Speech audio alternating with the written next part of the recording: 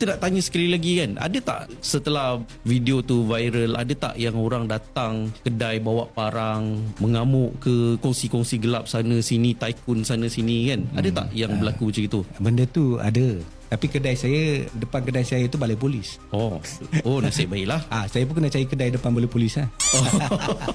Boleh cerita sikit macam mana situasi kita tu? Yang paling yang kata 8 juta ke 10 juta tadi yang tengok video tu kan. So saya terima daripada Perak 2 Yuska datang jumpa saya. Dengan pakai seluar pendek. So datang marah-marah. Saya cakap, kenapa you nak marah saya? Saya cerita dalam platform saya. Saya tak cerita dalam platform dia. Itu yang pertama. Yang kedua, apa yang saya cerita tu adalah betul. Saya cakap, you meniaga, you dah untung kereta 3,000. You dah untung processing fee apa semua 3,000, dah 6,000 mah. Bank bagi kat you lagi 600. Lepas tu insurans you dapat lagi 400. So total you jual kereta Azia, you boleh untung dekat 6 ke 7,000. Ni terlalu besar. Tapi yang kena adalah pembeli-pembeli. Sebab itulah kalau kita tengok, minta maaf yang beli kereta-kereta yang terpakai adalah orang Melayu. Betul. Yang kena orang kita kena juga orang Melayu. Kalau dulu dikatakan cas-cas yang tersembunyi, sekarang dia panggil processing fee. So proses tu, kenapa nak kena cas? Dia tak ada, proses sama je. Ni soalan last sebelum kita tutup.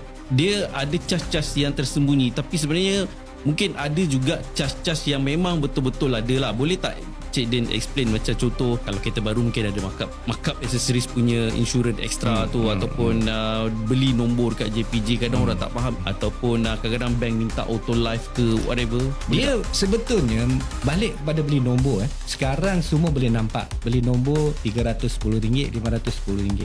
Berana ni bukan semua yang tak betul. Berana charge RM100 je upah dia.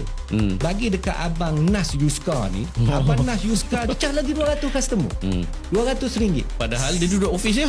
Nas duduk office, Nas Yuska lah, bukan Nas ni. Okey, bukan Duduk office, dia charge customer 200 lagi, jadi 300 lah. Beli nombor 300. So runner sebenarnya dia ada runner yang okey, dia tak charge macam tu. Dia charge 100, tiba-tiba Yuska macam saya charge lagi 200. Saya memang tengok kawan-kawan saya charge. Bang, susah bang, sekarang runner semalam hujan bang, balik-balik buat 2 hari 3 hari baru dapat nombor abang.